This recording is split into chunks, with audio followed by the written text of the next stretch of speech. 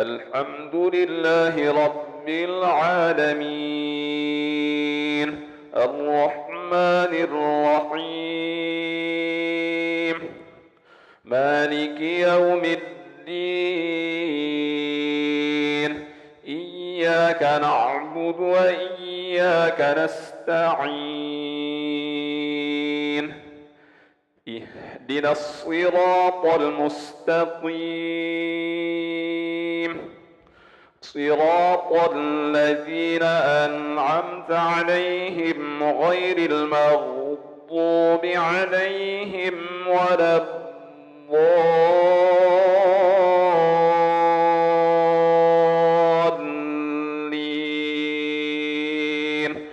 آمين.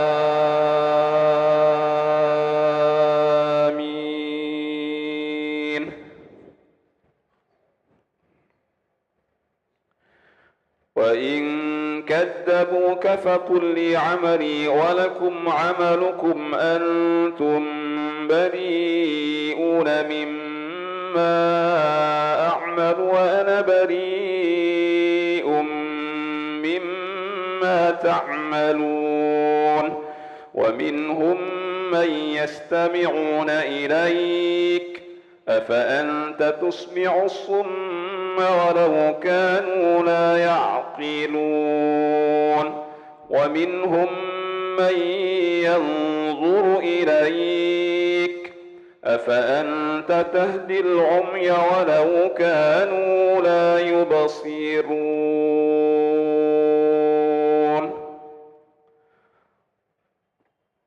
الله أكبر.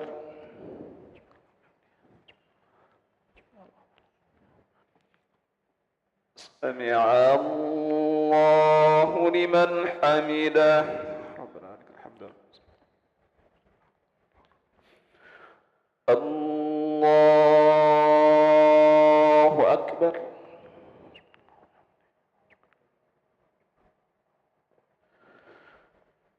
الله أكبر.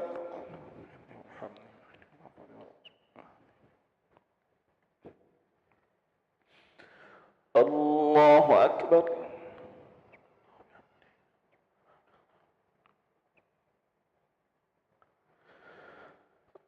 الله أكبر.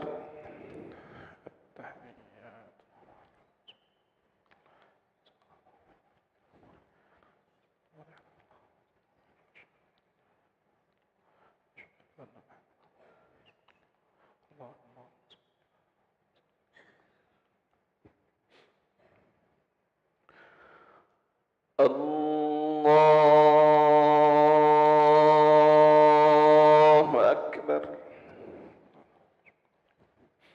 بسم الله الرحمن الرحيم الحمد لله الرحمن الرحيم إياك نعبد وإياك نستعين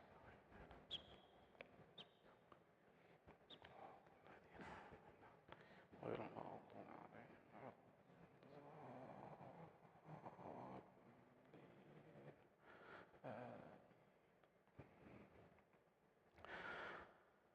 الله أكبر.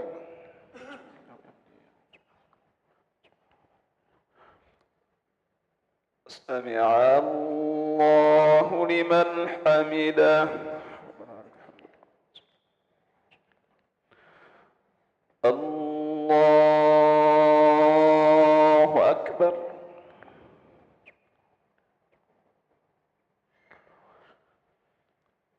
الله أكبر.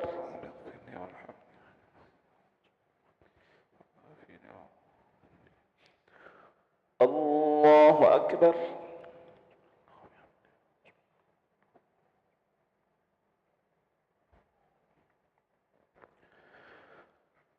الله أكبر. التحيات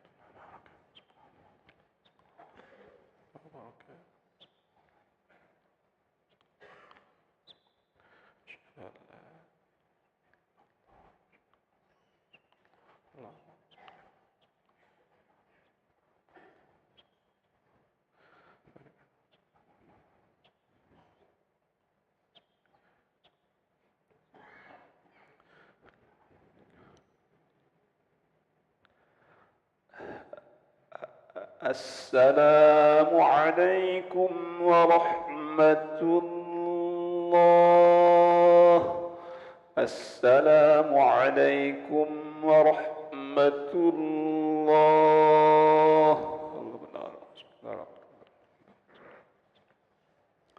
استغفر الله العظيم الذي لا إله إلا هو الحي القيوم أتوب إليه. أستغفر الله العظيم الذي لا إله إلا هو الحي القيوم أتوب إليه. أستغفر الله العظيم الذي لا إله إلا هو الحي القيوم أتوب إليه. لا إله إلا الله وحده لا شريك له، له الملك وله الحمد يحيي ويميت وهو على كل شيء قدير. لا إله إلا الله وحده لا شريك له، له الملك وله الحمد يحيي ويميت وهو على كل شيء قدير. لا إله إلا الله وحده لا شريك له، له الملك وله الحمد يحيي ويميت وهو على كل شيء قدير. لا إله إلا الله وحده لا شريك له، له الملك وله الحمد يحيي ويميت وهو على كل شيء قدير. لا إله إلا الله وحده لا شريك له، له الملك وله الحمد يحيي ويميت وهو على كل شيء قدير. لا إله إلا الله وحده لا شريك له، له الملك وله الحمد يحيي ويميت وهو على كل شيء قدير. لا إله إلا الله وحده لا شريك له، له الملك وله الحمد يحيي ويميت وهو على كل شيء قدير. لا إله إلا الله وحده لا شريك له، له الملك وله الحمد يحيي ويميت وهو على كل شيء قدير. لا إله إلا الله وحده لا شريك له، له الملك وله الحمد يحيي ويميت وهو على كل شيء قدير. لا إله إلا الله وحده لا شريك له، له الملك وله الحمد يحيي ويميت وهو على كل شيء قدير. اللهم أجرنا من النار، اللهم أجرنا من النار، اللهم أجرنا من النار، اللهم أجرنا من النار، اللهم أجرنا من النار، اللهم أجرنا من النار، اللهم أجرنا من النار سالمين. اللهم أنت السلام ومنك السلام وإليك يعود السلام، فحينا ربنا بالسلام وأدخلنا الجنة دار السلام. تباركت ربنا وتعاليت يا ذا الجلال والإكرام. أعوذ بالله من الشيطان الرجيم. بسم الله الرحمن الرحيم. الحمد لله رب العالمين، الرحمن الرحيم، مالك يوم الدين. إياك نعبد وإياك نستعين. اهدنا الصراط المستقيم، صراط الذين أنعمت عليهم غير المغضوب عليهم ولا الضالين.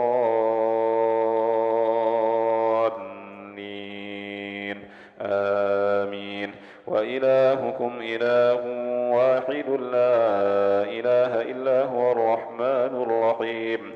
الله لا إله إلا هو الحي القيوم، لا تأخذه سنة ولا نوم، له ما في السماوات وما في الأرض. من ذا الذي يشفع عنده إلا بإذنه. يعلم ما بين أيديهم وما خلفهم ولا يحيطون بشيء من علمه إلا بما شاء. وسع كرسيه السماوات والأرض ولا يئوده حفظهما وهو العلي العظيم. بسم الله الرحمن الرحيم.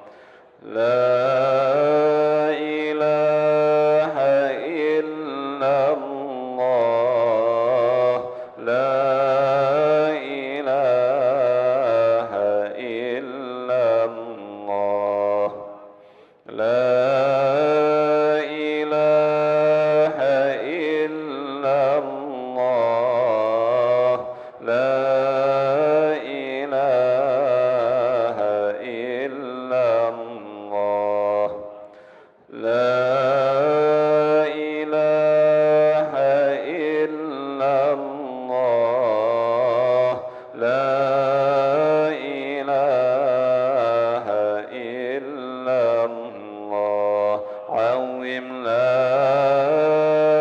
إله إلا الله دائم لا إله إلا الله لا إله إلا الله محمد رسول الله صلى الله عليه وسلم كلمة حق عليها نحيا وعليها نموت وعليها وبها نبعث إن شاء الله تعالى من الآمنين إن الله وملائكته يصلون على النبي يا أيها الذين آمنوا صلوا عليه وسلموا تسليما اللهم صل وسلم على سيدنا محمد.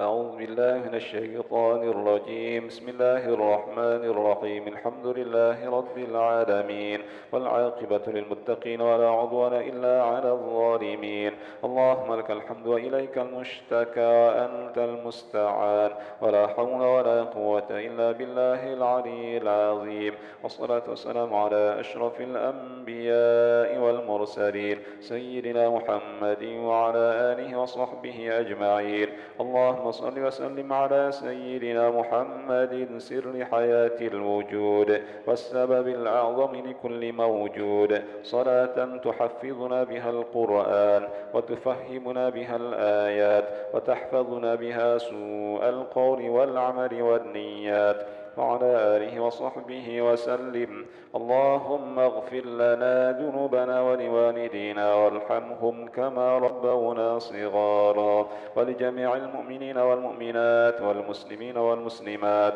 الأحياء منهم والأموات برحمتك يا أرحم الراحمين اللهم إنا نسألك الهدى والتقى والعفاف والغنى والاستقامة وحسن الخاتمة اللهم يا غني يا حميد يا مبدئ يا معيد يا رحيم يا ودود أغننا بحلالك عن حرامك وبطاعتك عن معصيتك وبفضلك عن من سواك اللهم أعنا على ذكرك وشكرك وحسن عبادتك اللهم استر عيوبنا بسترك الجميل يا ستار العيوب في الدنيا والآخرة إنك على كل شيء قدير ربنا هب لنا من أزواجنا وذرياتنا قرة أعين واجعلنا للمتقين إماما ربنا اغفر لنا ولإخواننا الذين سبقونا بالإيمان ولا تجعل في قلوبنا غلا للذين آمنوا ربنا إنك رؤوف رحيم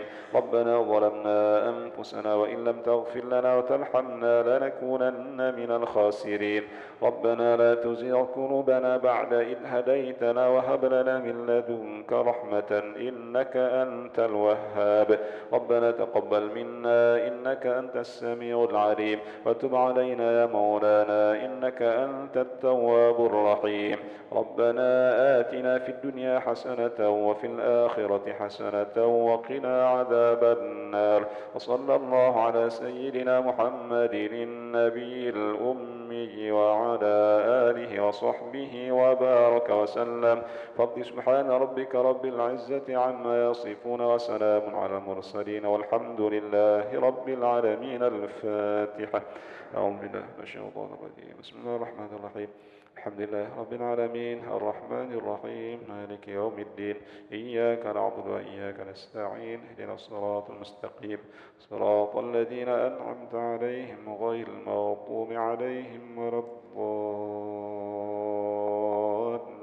الضالين آمين آمين يا ربنا يا رب العالمين يا مجيب السائلين ولا حول ولا قوة إلا بالله العلي العظيم. ربنا اغفر لنا ذنوبنا وإسرافنا في أمرنا وثبت أقدامنا وانصرنا على القوم الكافرين. ربنا لا تجعلنا فتنة للقوم الظالمين ونجنا برحمتك من القوم الكافرين. دعواهم فيها سبحانك اللهم وتحيتهم فيها سلام وآخر دعواهم أن الحمد لله رب العالمين.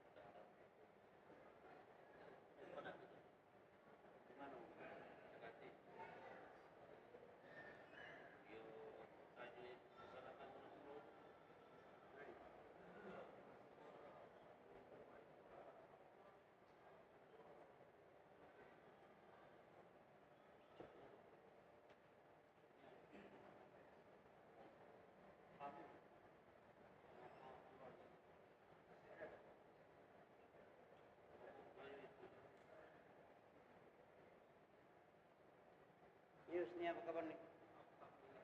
Chat. Chat. Masya Allah, Masya Allah, Masya Allah. Maju, maju, maju, maju. Yang tafsir Quran maju. Yang jauh mendekat. Yang dekat merapat.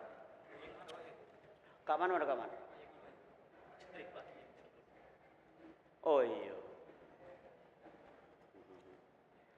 Masya Allah, Masya Allah, Masya Allah. Sarintang berapa? Berapa haji? Malam Rabu ya? Muharram. Malam Rabu Syekh Muharram. Ya, ya, ya. Masya Allah. Berarti tumpah. Nah.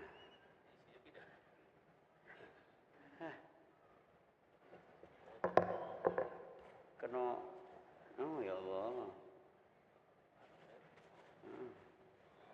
Kena HP Habib. Syekh Haji. Kamu dah nyingok. Ya.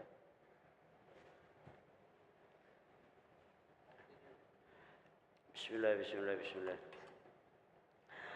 الفاتحة على هذه النية وعلى كل نية صالحة وإلى حضرة النبي محمد صلى الله عليه وسلم وعلى آله وأصحابه وذريته وأهل بيته خصوصا لمؤلفي هذا الكتاب الشيخ جلال الدين السيوطي والشيخ جلال الدين المحلي وأبو حامد محمد بن محمد الغزالي الطوسي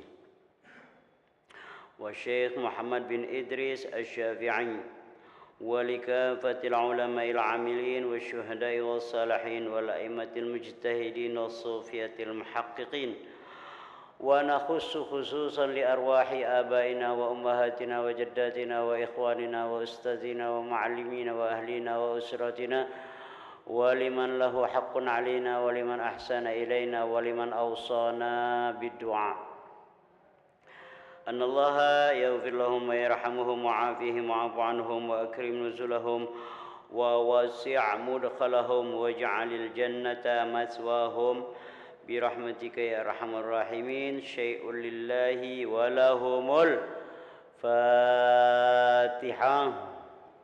أعوذ بالله من الشيطان الرجيم. بسم الله الرحمن الرحيم. الحمد لله رب العالمين الرحمن الرحيم مالك يوم الدين. إياك نعبد وإياك نستعين. اهدنا الصراط المستقيم صراط الذين أنعمت عليهم غير المغضوب عليهم ولا الضالين آمين. بسم الله. السلام عليكم ورحمة الله وبركاته.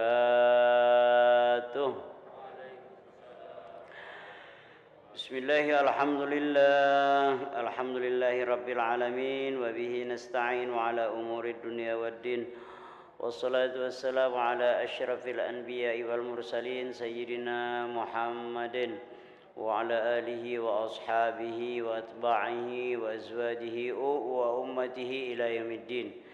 قال رب اشرح لي صدري ويسر لي أمري واحلل عقدة من لساني يفقه قولي. قال سبحانك لا علم لنا إلا ما علمتنا إنك أنت العليم الحكيم. قال الله سبحانه وتعالى في القرآن الكريم. أعوذ بالله من الشيطان الرجيم. بسم الله الرحمن الرحيم. يا أيها الذين آمنوا اتقوا الله ولتنظر نفس ما قدمت لغد واتقوا الله إن الله خبير بما تعملون. وقال أيضا إن عدة الشهور عند الله 12 شهرا في كتاب الله يوم خلق السماوات والأرض منها 4 حرم. وقال النبي صلى الله عليه وسلم للمؤمن 3 أيام يوم أمس قد مضت ويوم أنت فيه فاغتنمه ويوم غد ولا تدري أنت. وقال النبي صلى الله عليه وسلم من كان يومه خير من أمسه فهو رابح ومن كان يومه كمثل أمسه فهو خاسر ومن كان يومه شر من أمسه فهو ملعون أو هكذا كما قال صدق الله ورسوله. معاشر الحاضرين وكافة المستمعين, jamaah salat maghrib, isya, jamaah pengajian tetap tafsir Al-Quran, tafsir Jalalaini, Masjid Sultan Mahmud Badaruddin Jayo Wikramo, yang insyaallah mudah-mudahan seluruh kita dirahmati, dimuliakan oleh Allah Subhanahu wa taala. Bersyukur kepada Allah dengan banyak mengucapkan hamdalah. Alhamdulillahirabbil alamin, dan bersalawat kepada Nabi dengan ucapan Allahumma shalli ala sayyidina Muhammad wa ala ali sayyidina Muhammad. Alhamdulillah, baru saja kita menunaikan salat maghrib berjamaah. InsyaAllah kita nanti juga akan tutup salat isya berjamaah. Antara maghrib dan isya kita isi dengan saling ingat mengingatkan dalam kajian tafsir Jalalain, tafsir Al-Quran, yang ada hubungannya dengan menyambut tahun baru Islam 1 Muharram 1445 Hijriah. Insyaallah hari Rabu ya.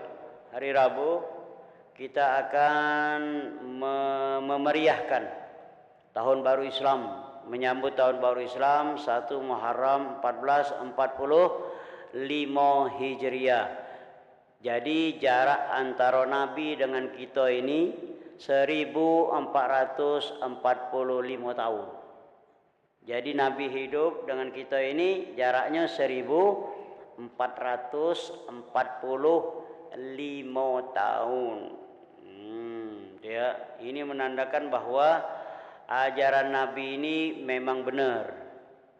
Kalau tidak benar, lah sudah hilang ditelan masa. Nah, itu ya. Nah, ajaran Nabi Islam ini memang luar biasa. Luar biasa ya. Insyaallah sampai hari kiamat tidak bakalan musnah Islam yang dibawa oleh Nabi kita Muhammad sallallahu alaihi wasallam. Innad dina 'indallahil Islam. Agama yang diterima oleh Allah itu cuman agama Islam inilah. Agama yang lain tidak. Ya, agama yang lain tidak bakalan diterima oleh Allah. Sebab Al-Quran sudah ngomong, dan Al-Quran ini tidak bakalan salah. Ya, tidak bakalan salah. Al-Quran ini yang paling benar. Dan musaddiqan lima baina yadaihim. Al-Quran ini fungsinya adalah membenarkan agama-agama lain, membenarkan kitab-kitab sebelumnya. Agama itu apa? Agama apa itu? Agama tauhid. Jadi sebelum Islam ini namanya agama tauhid. Kitab sebelum Quran ini ialah kitab samawi yang dibenarkan oleh Islam ini, oleh Al-Quran ini. Apa dia? Itulah kitab Taurat, Zabur, Injil. Itu benar galau itu. Sebelum dihancurkan oleh perang Cordoba. Nah, dulu di Jazirah Arab itu ada perang Cordoba. Jadi kitab-kitab yang asli itu habis kalau ya, kecuali Al-Quran ini lana. Jadi kalau kita nak selamat, jangan jauh dari Quran, jangan jauh dari Islam, bahkan wala tamutunna illa wa antum muslimun. Jangan mati kecuali tetap dalam keadaan Islam. Nah, bagus-bagus matinya itu husnul khotimah. Itu yang lebih bagus lagi. Tapi mati kita ini kalau baca mati membawa iman. Nah, itu ya. Ini yang lebih hebat lah ya. Sebab apa? Sebab kalau kita mati dalam Islam, mati dalam iman, mati beragama Islam, mati ngakui Nabi kita ini adalah Nabi yang terakhir, kita tidak bingung. Ya, kita tidak bingung. Kita tidak gelisah kalau dibangkitkan dari alam kubur. Nah, ya. Tapi kalau umpamanya wong yang bukan Islam sampai mati belum sempat mengucapkan 2 kalimat syahadat, dia bingung. Dia bingung. Nah, di mana ini? Nah, di mana ini? Kapan dijenguk? Dah kati yang jualan. Kapan dijenguk? Dah kati lagi rumah. Dah kati lagi yang macam-macam. Padang tandusnya nih dia. Dah kati apa-apa. Tapi kalau kita tidak. Kita apa? Karena kita lah percaya bahwa itu adalah hari pembangkitan. Karena matinya mati dalam Islam. Kita percaya. Itu iman itu percaya. Oh iya nian, suatu saat kakek kita ini dibangkitkan. Di mana? Dari alam kubur. Dibangkitkan ke mana? Di padang mahsyar. Nah, apalagi kalau ada orang yang rutin baca selawat, aman itu, aman. Man shalla alayya 'ashran idza asbah wa 'ashran idza amsa amanahu Allah taala min fas'il akbar. Siapa yang merutinkan solawat pagi, sore, siang, malam, solawat galau terus dia, entah berapa beda kata hitungannya, amanahullahu ta'ala minal faz'il akbar yaumul qiyamah. Dia dapat perlindungan, dapat ketenteraman, ketenangan. Kapan? Waktu hari pembangkitan. Waktu dibangkitkan dari alam kubur itu dia tenang. Karena apa? Karena dibantu oleh sholawat tadina. Ini yang dijanjikan oleh Nabi kita itu, sholawat itu ya. Apalagi mati dalam keadaan Islam. Oh, ini dia rupanya apa yang dijanjikan oleh Allah itu. Nah, wong panas kita tidak, wong haus kita tidak, ya, wong lapar kita tidak, wong kepengen nak minum kita lah minum. Bismillah.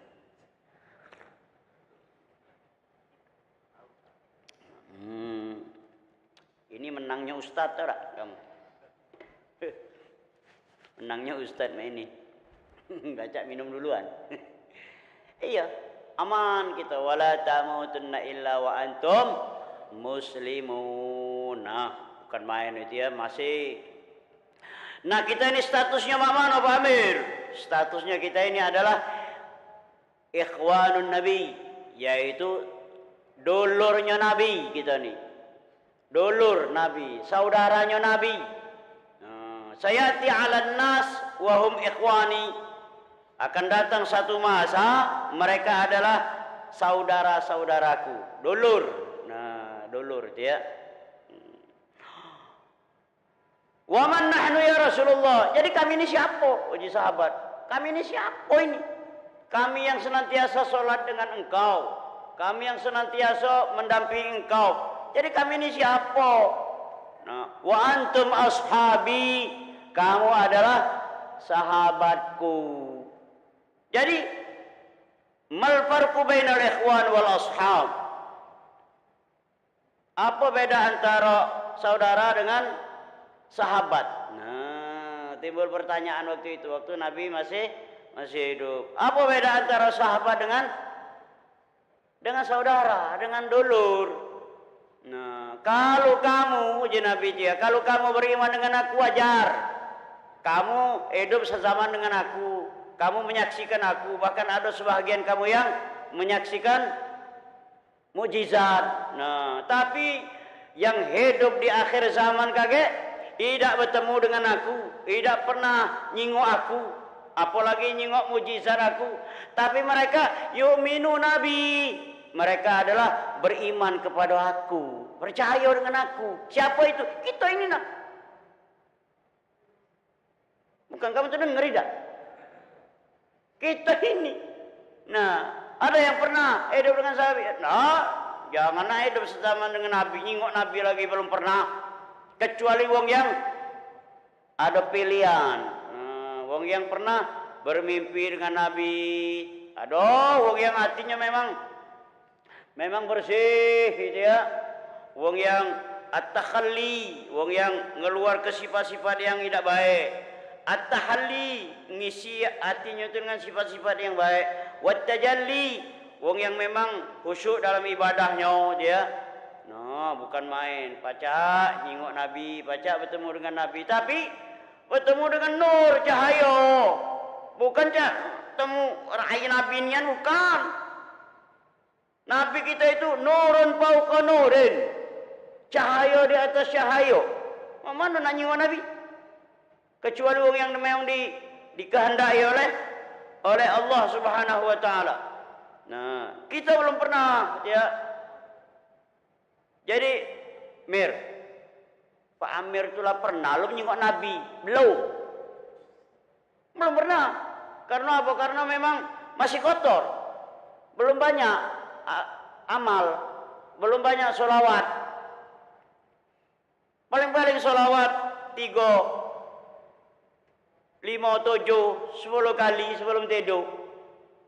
Uang yang maca sholawat bertemu dengan Nabi itu sebelum tidur 1000 kali. Bukan seminggu, bukan sebulan, bertahun-tahun. Nah, baru baca. Dia itu juga ada ciren. Mamano wajahnya Nabi yang mulia itu mamano. Mana baca? Kita nak visualisis Ngambarkannya tuh mana? Visual. Nah, itu. Mana baca? Sahabat-sahabat Nabi yang hebat-hebat itu, sahabat-sahabat Nabi yang melawan itu, mana ciren dengan Nabi? Nah, bertemu dengan Nabi nondo, kalau apalagi Abu Jahal. Abu Jahal itu melawan dari belakang. Oke lah kau, bunuh kau, Abu Jahal. Oke lah kau. Uji bininya payu. Kalau nak bunuh nian, ponakan kamu itu, payu kita datangi ke rumahnya nak. Kalau memang melawan nian, payu datang. Ketok pintu tak. Ketok, ya, tidak assalamualaikum. Siapa di luar? Ibnu Hisham. Oh, mamang rupanya. Kapan dibukain Nabi pintu rumah Nabi yang sederhana itu? Kapan dibuka Nabi? Setahun dulu baca ayam sakit Abu Jahal. Uji bininya belakang, ayo ngomonglah.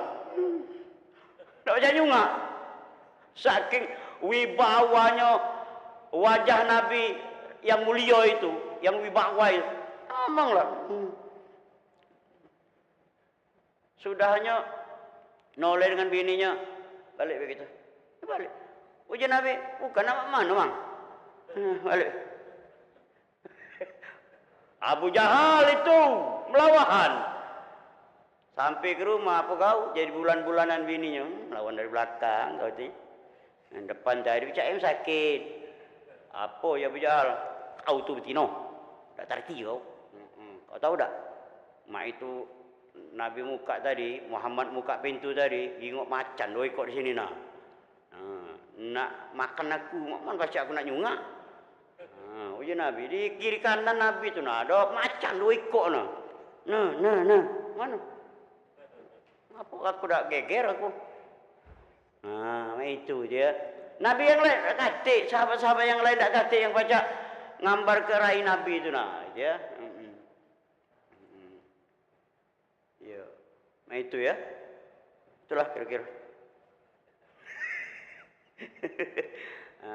Jadi kalau kita nak selamat jangan jauh dari Islam, jangan jauh dari agama Nabi kita Muhammad sallallahu alaihi wasallam. Nah ini ya insyaallah malam ini, malam Senin, malam Selasa, malam Rabu di mana-mana tempat, termasuk di Masjid Agung ada peringatan menyambut tahun baru Islam 1 Muharram. Nah, jadi kita nak ingat ke kita ni bahwa jauh kita ni menurut perkiraan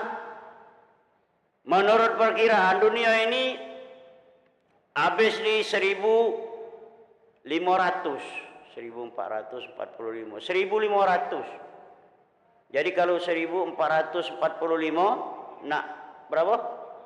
5000 tahun lagi. 55. Oh, 50 tahun lagi kiamat kita ni. Iya. 50 berapa? 55 tahun lagi. Ayo kalau kamu yang bujang tu binilah. Kalau yang nak nambah lajulah. Iya. Nah, cuman itu ya, itu perkiraan wong ahli sejarah, ahli sejarah. Tapi kehendak Allah lain, ya. Islam ini akan habis 1500 tahun. Ini 1445, berarti 55 tahun lagi. Itu teori sejarawan. Tapi kalau kehendak Allah lain. Berdasarkan apa? Berdasarkan kajian-kajian kita ini, selama ada wong yang mengucapkan kalimat zikir, la ilaha illallah, ada wong yang sholat, ada yang tawaf, itu kiamat diundur 40 tahun ke depan. Ya, 40 tahun ke depan.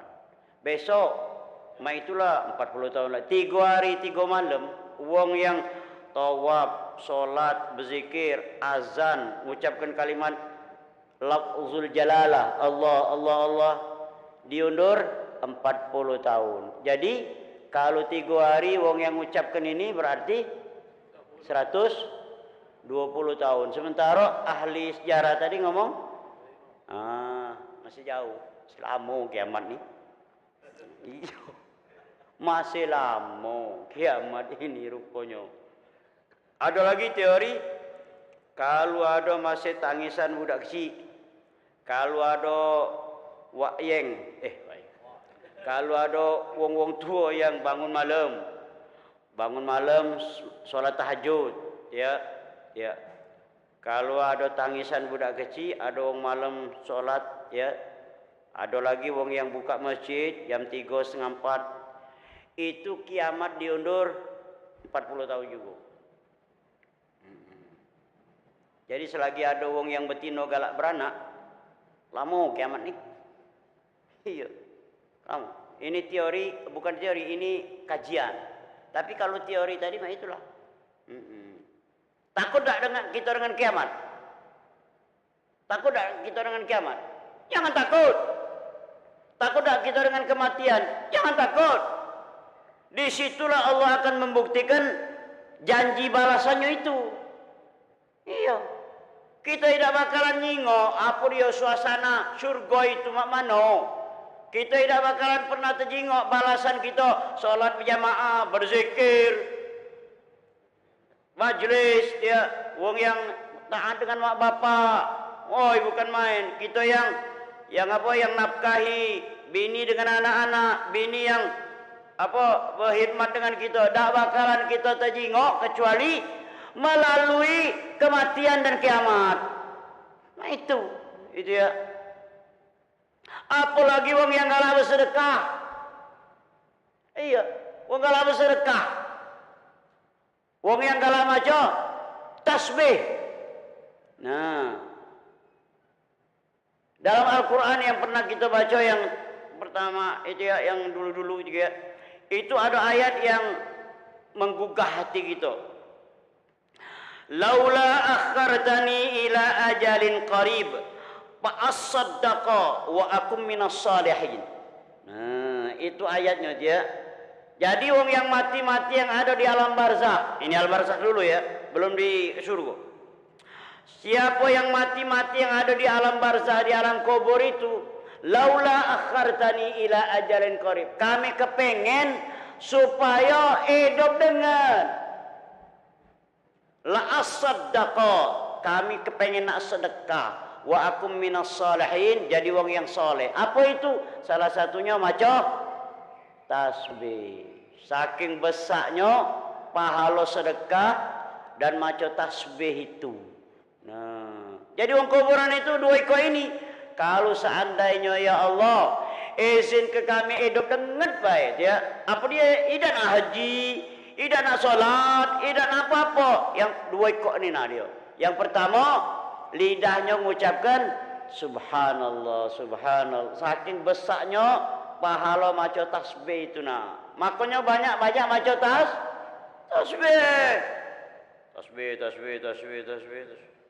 Bukan subhanallah wa bihamdihi subhanallahil azim. Pak Amir, kami ini kepengen pergi haji umroh, tapi apa? Buntu. Bukan buntu mak mano, kebutuhan masih banyak.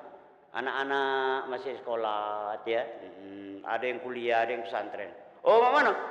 Baca tasbih lengkap sebelum tidur itu nah. Subhanallah walhamdulillah wala ilaha illallah wallahu akbar wala haula wala quwwata illa billahil aliyil azim. Lah dapat pahala sekali haji, sekali umroh. Itu hebatnya ini Islam ini.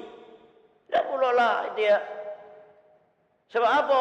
Sebab lebih besar menjuk nafkah dengan keluarga dibandingkan memaksakan diri untuk haji dan umroh. Itu. Oh ya, aku pengen kiri kanan ini nak umroh kan loh. Ya sudah. Pengen. Tapi hati bini sakit, hati anak-anak sakit. Nah, apalagi kalau pergi haji atau umroh dewean. Makso. Aku nih haji nih pensiunan aku, kan bini. Iya lajulah je bininya lajulah. Memang pensiun kau nian. Lajulah. Nah dewean, maguk-aguk di Mekah. Ngapo bini tadi tegores? Tak ngajak. Nah, itu ya. Bener tak? Iya, ngajak mestinya. Masuk tak kira-kira ini? Masuk tak kira-kira? Nah iya. Bukan kamu nyengeng-nyengeng itu, masuk tak? Iya. Sikok nasi sebutir. Sebutir itu apa dia bahasa kita? Sebiji. Ah, kamu biji. Kalau mak dengarnya. Sikok wes, sikok nasi. Nah, sesendok banyu yang kita tunjukkan dengan keluarga kita. Wow, lebih besar daripada kita berangkat haji dengan umroh. Apalagi sesuap, apalagi sepiring, apalagi secentong, apalagi bukan main itu. Kita nyari nafkah dari yang halal. Ngenjuk anak bini lebih hebat daripada pahala umroh. Nah, oh kita beli apa? Beli apa? Beli beras. Beli beras. Tapi dimasak oleh bini jadi nasi. Nah, jadi nasi. Dinjuk dengan lakinya, anak-anaknya. Bajunya dibasuh naik ke siko derajat. Ngampuni siko pahalo. Ya. Iyo, ngampuni siko pahalo. Siko apa? Ngampuni siko dosa. Naik ke siko pahalo. No, hebat. Jadi tak puluh lah kita ini. Ini Islam namanya itu ya. Ini Islam. Nah, jadi sedekah sama baca tasbih. Mana yang di surga? Nah, yang di surga. Tanya, surga lah ada belum? Bukan kamu tuh mana? Aku nih bertanya, surga tuh lah ada belum? Mana? Ada belum? Habib. Dah. Balik bandar tu lah. Surga tu lah ada. Buktinya mana? Buktinya waktu Nabi Isra Mi'raj. Buktinya waktu Nabi Adam. Ada surga tu lah ada. Sebelum dicipta ke alam ini, Allah nyipta ke surga dengan neraka. Lah ada itu. Contohnya Nabi Adam kan diusir dari surga. Isra Mi'raj Nabi kita itu jalan-jalan dijingok ke surga. Dijingok ke neraka. Lah ada berarti. Tapi penghuninya lah ada belum? Nah belum. Benar belum ada. Sebab apa ini? Sebab tidak bakalan dibuka pintu surga kecuali yang duluan adalah Nabi kita Muhammad. Nah itu. Kamu tuh ecek-ecek tak tahu kamu sebenarnya. Ecek-ecek lupa. Padahal sudahlah teman ini sampai ke kaget di akhirat. Ada hadis. Dia hadis panjang aku dah hafal dia. Yo, jadi Nabi ada di pintu gerbang surga. Nah, dia Nabi ngomong, Assalamualaikum ya ahlal jannah. Wahai assalamualaikum yang khazinul jannah, yang nyago pintu. Waalaikumsalam. Siapa di luar? Muhammad. Muhammad siapa? Muhammad khatimil anbiya wal mursalin, penutup nabi dan rasul. Uji malaikat ridwan, inilah waktunya rupanya. Muhammad, aku tidak diperintahkan oleh Allah membuka pintu surga ini, mengizinkan seseorang masuk surga kecuali didahului oleh engkau ya Muhammad. No. Nabi kita duluan, baru yang lain. Gitu ya. Baru umatnya ini umat yang lain belum. Umat yang lain belum. Umat Nabi Adam belum, Nabi Nuh belum, umat Nabi Musa belum, umat Nabi Isa belum. Kita duluan, belakang. Iya, ummati, umatku.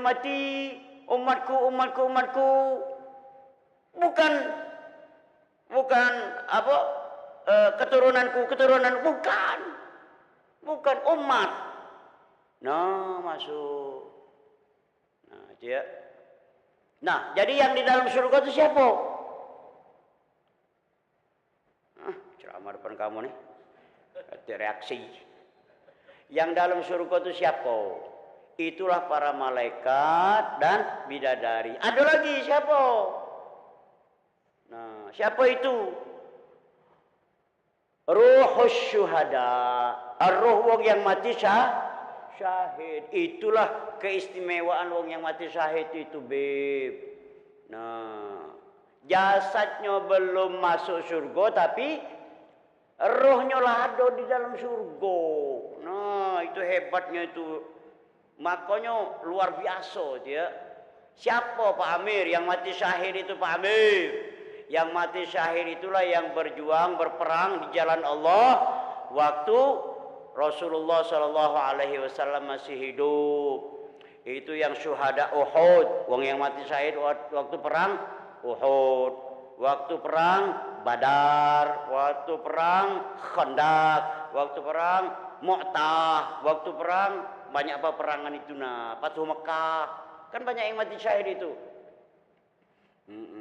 Kalau nak tahu nih yang mati syahid itu ya adalah di Mekah itu, mau mati syahid itu nah, lanang betino, bukan main, berkeliaran di dalam surga itu. Uji Allah, mamano kamu nih lama apa tidak? Lemah, uji itu ya. Nak ini dah, nak nikmat yang lain dah, tidak, kecuali siko. Uji roh wang mati syahid itu kami minta siko ya Allah. Minta apa? Inilah lemak kalau di sini nih, tinggal dibalik lagi ke badan kamu. Kami minta siko ya Allah. Kami minta balik ke badan kami lagi. Nah, kami minta balik ke badan kami lagi. Supaya apa? Supaya pacak berperang di jalanmu ya Allah, mati lagi. Nah, supaya minta mati lagi di dalam syahid. Nah, ya. Luar biasa. Mulionya wong yang mati syahid itu. Makanya di pintu surga itu ada babus syuhada, pintu wong mati syahid. Makanya kepengen wong sahabat-sahabat Nabi itu laju lah nah. Tuak tombak lah, ya. Goroklah kami ini di pedang Badar itu nah. Kami memang nak mati nian. Dia yang sahabat mati syahid itu, sahabat Badar itu. Kami nak mati nian. Walaupun kamu banyak 1000, katakanlah itu ya. 1000, kami cuma 313 dengan Nabi. Kami kepengen mati syahid. No, bukan main, ngamuk sahabat itu ya. Oh, bukan main, nak mati kalau. Karena nak mati ini, berpikir yang hidup rupanya. Pontang panting, belari wong kafir Quraisy itu. Makanya perang Badar itu menang kita tuh. Menang. Karena apa? Karena semangat dari Nabi itu. Uji Nabi, hei sahabat, kita cuma 313. Ini wong lanak parah ini dia, lapara masuk perbatasan Madinah. Lapara ini. Jumlahnya berapa? Uji jasus. Spionase. Mato-mato. Wong mato-mato dia, ya Rasulullah 1000. Uji Nabi 1000. Ya Allah, seandainya kami ini kalah, ada kati lagi yang nyembah engkau ya Allah. Kami cuman berharap dengan engkau. Janji Nabi pula, oi sahabat-sahabat, jumlah musuh 1000. Siapa yang mati sehari ini masuk surga. Apa kau nak mati galau? Terdengar surga tadi. Teko terdengar wong tangguh buntung. Wong tangguh buntung tidak pula lah ahli ibadatnya. Tapi kalau diajak berperang, takbir ujungnya, laju. Banyak wong caknah juga itu. Hagadepah neko. Pegang. Laju pokoknya. Walaupun kami tidak rajin semayang, kami nak mati syahid kalau. Ujung caknah itu. Itu wong yang dari Campang Tolu. Mati kau dia laju. Rupanya pontang panting berlari. Nah, kapan terjengok wong yang itu nian kalau kita lah melawan tuh. Iya, dak kata yang kita takuti pokoknya. Iya. Sama dengan wong rumah nah, bini kita. Bini kita tuh naik, eca-eca lembut ini, tapi kalau lah dia ini marah, cak ayam sakit gitu. Kalah gitu. Iya. Ya, aku tuh cuma curhat baik. Iya, kapan lah dia Jangan tuh lawang rumah tuh disakiti. Kalau umpamanya disakiti, saro gitu. Iya, umpamanya kita itu ada berselingkuh, umpamanya dia, ada ketahuan di dia, selesai. Ya, kita sambung lagi kayak. Ini seru sebenarnya ini, seru dia. Masalah hijriah, masalah Muharram, apa yang kita gawe ke dan lain sebagainya. Yang jelas kesimpulan malam ini wala tamutunna illa wa antum muslimun. Jangan kita mati kecuali dalam keadaan iman dan Islam dan bernabikan Nabi kita Muhammad sallallahu alaihi wasallam. Mana ini? Oh itu ya. Wallahu taala alam bisawab. A'udzubillahi minasyaitonir rajim. Bismillahirrahmanirrahim. Alhamdulillahi rabbil alamin. Allahumma shalli ala sayyidina Muhammad wa ala ali sayyidina Muhammad. اللهم إنا نسألك فهم النبيين وحفظ المرسلين وإلهام الملائكة المقربين اللهم أغننا بالعلم وزينا بالحلم وأكرمنا بالتقوى وجملنا بالعافية يا أرحم الراحمين رضينا بالله ربا وبالإسلام دينا وبمحمد صلى الله عليه وسلم نبيا ورسولا اللهم بك أصبحنا وبك أمسينا وبك نحيا وبك نموت وإليك النشور سبحانك اللهم وبحمدك أشهد أن لا إله إلا أنت نستغفرك ونتوب إليك وصلى الله على سيدنا محمد وآله وصحبه أجمعين والحمد لله رب العالمين تقبل الله منكم منا ومنكم تقبل يا كريم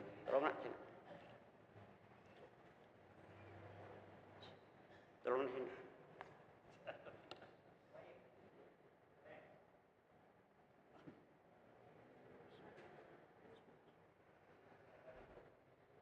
الله أكبر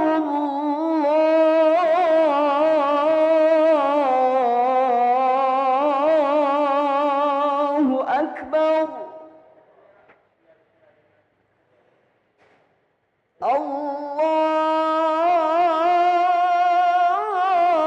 الله أكبر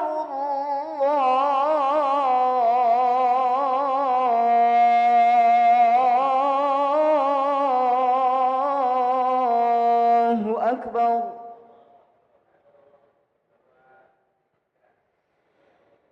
أشهد أن لا إله إلا الله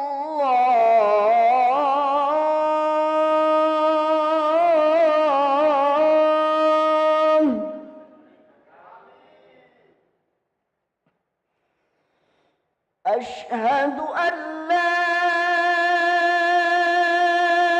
إله إلا الله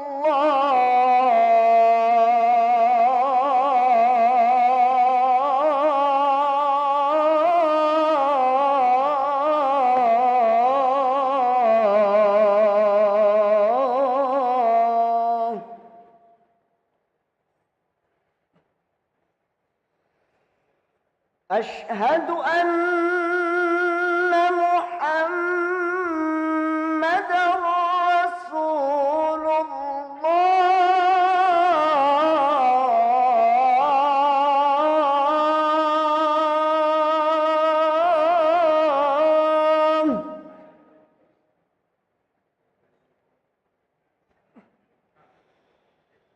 أشهد أن محمدًا رسول الله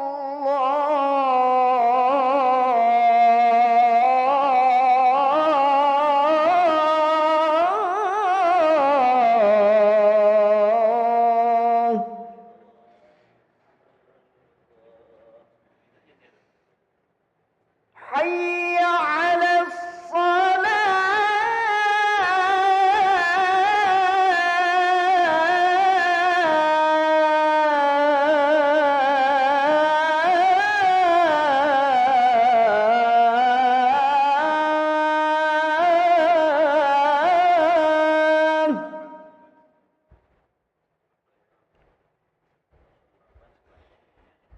حي على الصلاة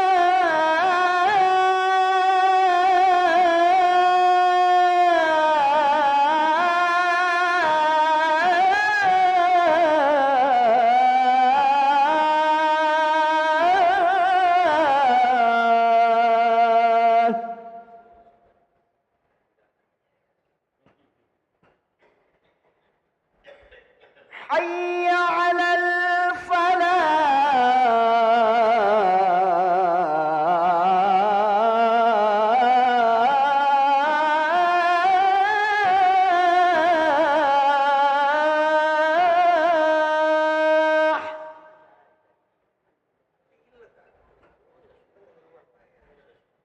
حي على الفلاح.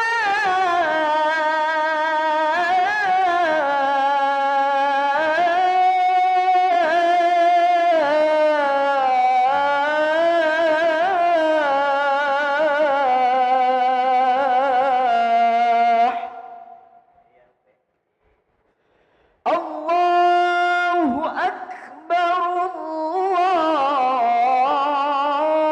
الله أكبر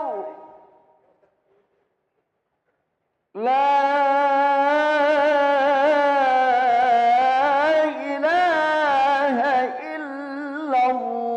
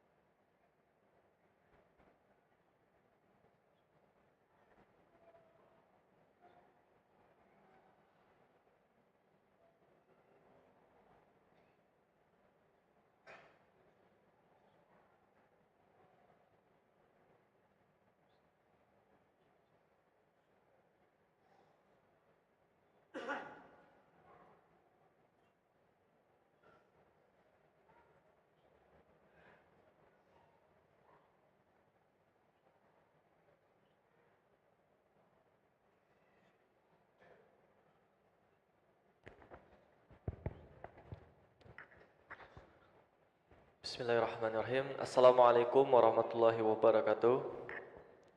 Alhamdulillahirabbil alamin. Allahumma shalli ala sayyidina Muhammad wa ala ali sayyidina Muhammad. Hadirin para jemaah yang berbahagia, selamat datang ahlan wa sahlan wa marhaban bi hudurikum fil Masjid Sultan Mahmud Badaruddin Jaya Wikrama Palembang. Hari ini Ahad malam Senin 16 Juli 2023 Masehi atau bertepatan dengan 28 Zulhijjah 1444 Hijriah. Marilah bersama-sama kita melaksanakan sholat Isya berjamaah. Adapun selaku petugas pada hari ini, azan yang telah dikumandangkan oleh Al-Mukarram Al-Ustadz Nur Majid SPDI dan imam yang akan dipimpin oleh Al-Mukarram Al-Ustadz Ibrahim LCMAG Al-Hafiz. Untuk ketertiban dan kenyamanan beribadah jemaah, diharapkan untuk tidak mengaktifkan handphonenya dan menitipkan barangnya pada tempatnya. Dan kami himbaukan kepada para jemaah yang berada di saf pertama untuk tidak meninggalkan safnya sampai doa dan zikir selesai. Demikianlah harap dimaklumi atas perhatiannya kami, pengurus Masjid Sultan Mahmud Badaruddin Jaya Wikrama Palembang mengucapkan terima kasih. Semoga Allah Subhanahu wa taala menerima amal ibadah kita.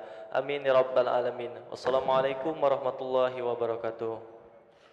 الله أكبر الله أكبر أشهد أن لا إله إلا الله أشهد أن محمدا رسول الله حي على الصلاة حي على الفلاح قد قامت الصلاة قد قامت الصلاة الله أكبر لا إله إلا الله لا إله إلا الله محمد رسول الله صلى الله عليه وسلم أقامها الله علمها ما دامت السماوات والأرض اللهم اجعلنا من عبادك الصالحين سووا صفوفكم فإن تسوية الصفوف من تمام الصلاة استقيموا واعتدلوا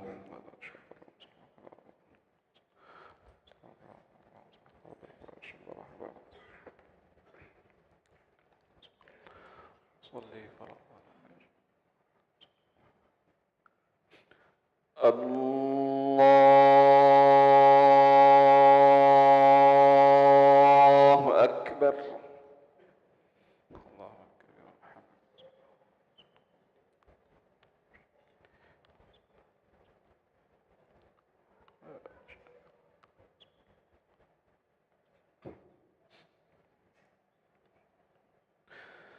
بسم الله الرحمن الرحيم الحمد لله رب العالمين الرحمن الرحيم مالك يوم الدين إياك نعبد وإياك نستعين اهدنا الصراط المستقيم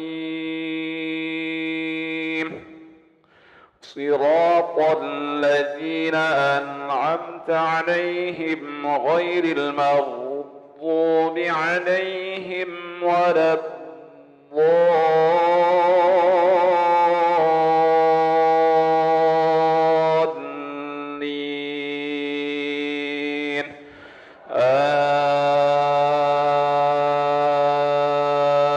آمين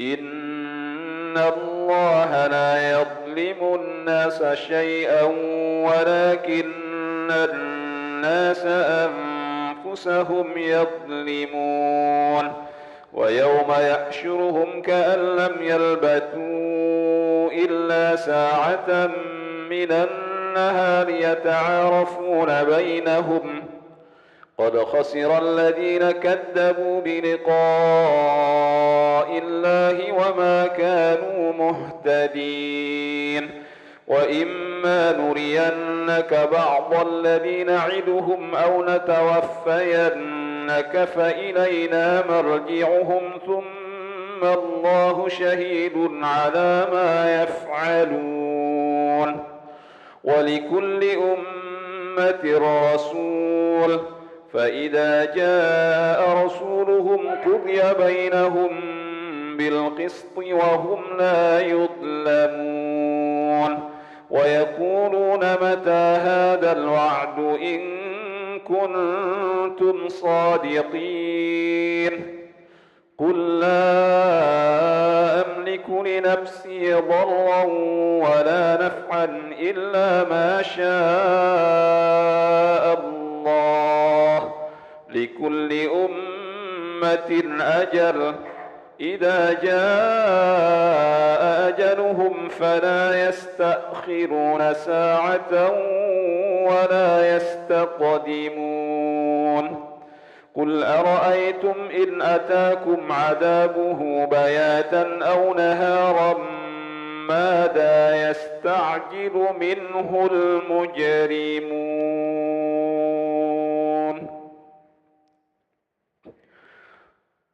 الله أكبر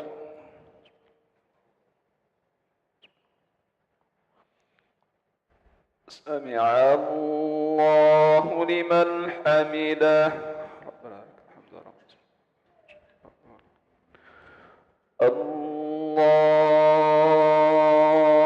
الله أكبر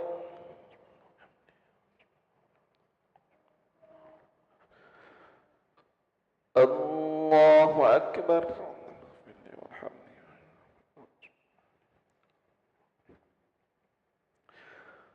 الله أكبر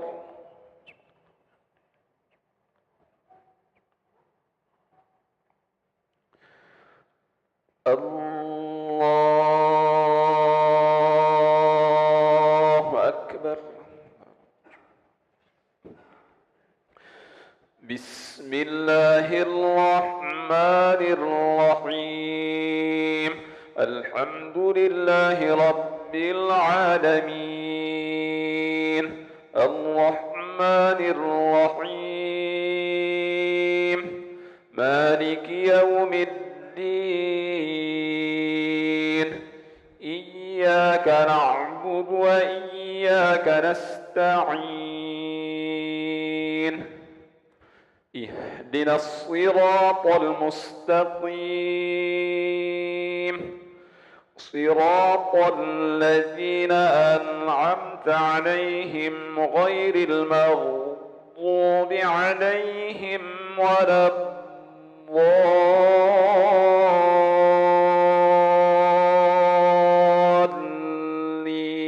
الضالين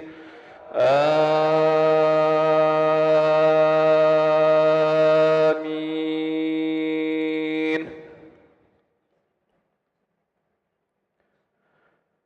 ثم إذا ما وقع آمنتم به الآن وقد كنتم به تستعجلون ثم قيل للذين ظلموا ذوقوا عذاب الخلد هل تجزون إلا بما كنتم تكسبون ويستنبئونك أحق هو قل إي وربي إنه لحق وما أنتم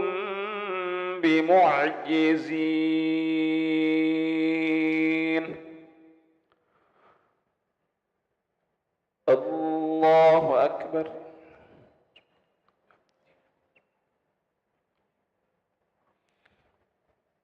سمع الله لمن حمده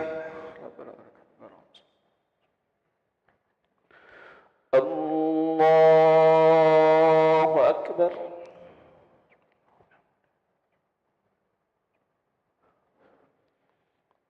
الله أكبر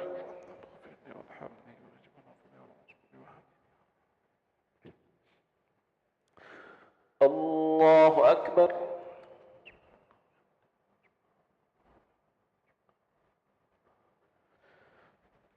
الله أكبر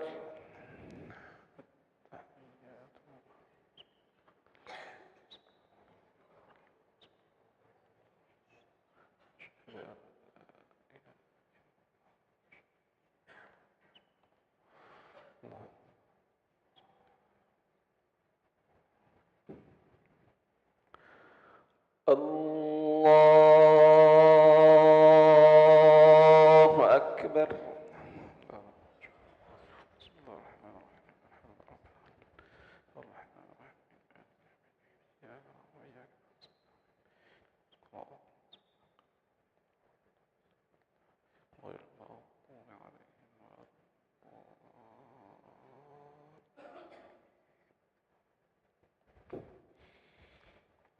الله أكبر.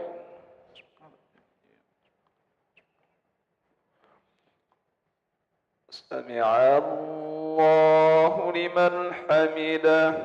ربنا لك الحمد. الله أكبر.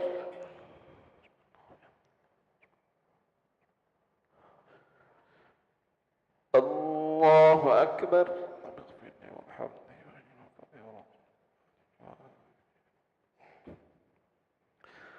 الله أكبر.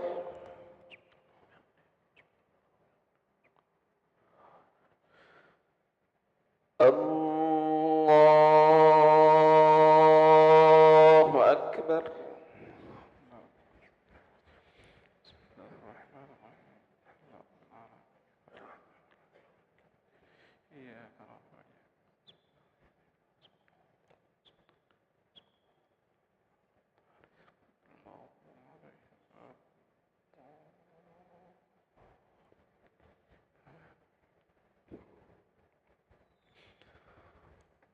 الله أكبر.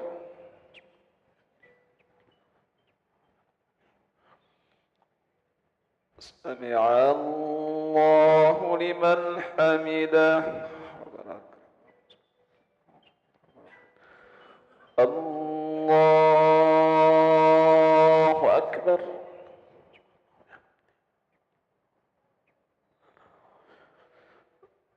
الله أكبر.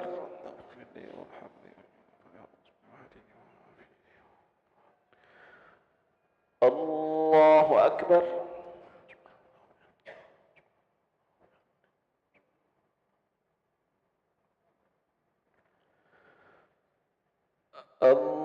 الله أكبر.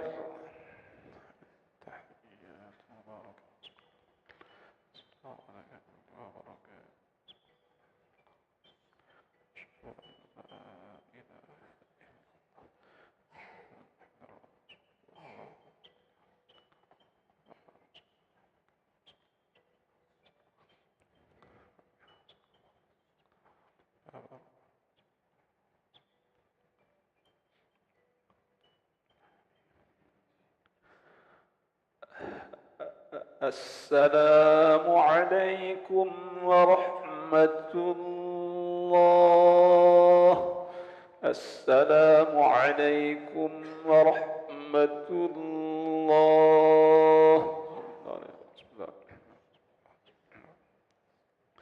استغفر الله العظيم الذي لا إله إلا هو الحي القيوم أتوب إليه. استغفر الله العظيم الذي لا إله إلا هو الحي القيوم أتوب إليه. استغفر الله العظيم الذي لا إله إلا هو الحي القيوم أتوب إليه. لا إله إلا الله وحده لا شريك له، له الملك وله الحمد يحيي ويميت وهو على كل شيء قدير. لا إله إلا الله وحده لا شريك له، له الملك وله الحمد يحيي ويميت وهو على كل شيء قدير. لا إله إلا الله وحده لا شريك له، له الملك وله الحمد يحيي ويميت وهو على كل شيء قدير. لا إله إلا الله وحده لا شريك له، له الملك وله الحمد يحيي ويميت وهو على كل شيء قدير. لا إله إلا الله وحده لا شريك له، له الملك وله الحمد يحيي ويميت وهو على كل شيء قدير. لا إله إلا الله وحده لا شريك له، له الملك وله الحمد يحيي ويميت وهو على كل شيء قدير. لا إله إلا الله وحده لا شريك له، له الملك وله الحمد يحيي ويميت وهو على كل شيء قدير. لا إله إلا الله وحده لا شريك له، له الملك وله الحمد يحيي ويميت وهو على كل شيء قدير. لا إله إلا الله وحده لا شريك له، له الملك وله الحمد يحيي ويميت وهو على كل شيء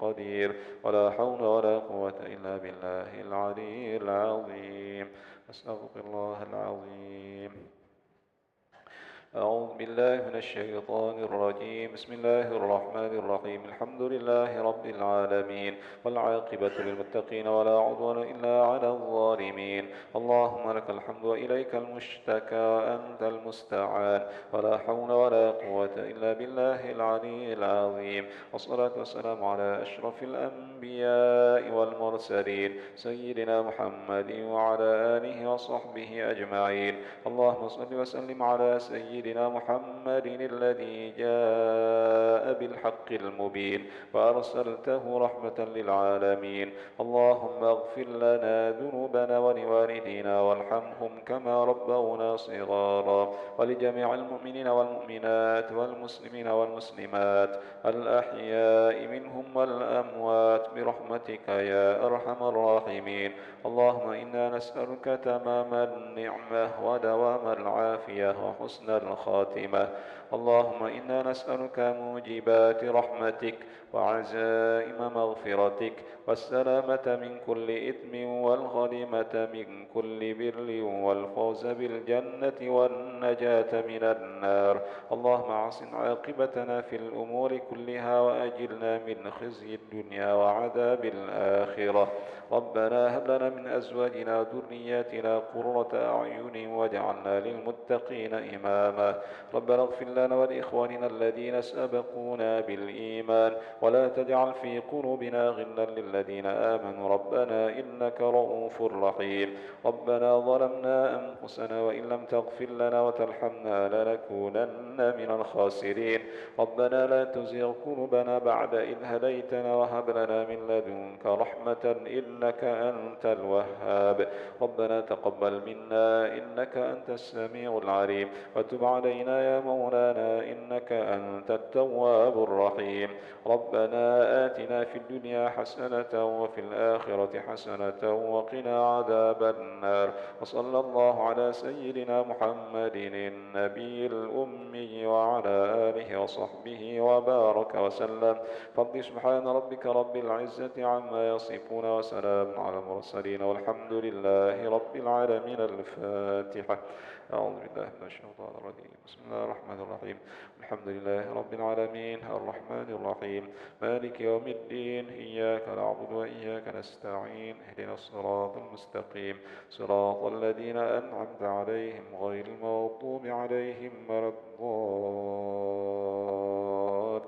الضالين آمين آمين يا ربنا يا رب العالمين يا مجيب السائلين ولا حول ولا قوة إلا بالله العلي العظيم ربنا عليك توكلنا وإليك أنبنا وإليك المصير ربنا لا تجعلنا فتنة للذين كفروا واغفر لنا ربنا إنك أنت العزيز الحكيم دعواهم فيها سبحانك اللهم وتحيتهم فيها سلام وآخر دعواهم أن الحمد لله رب العالمين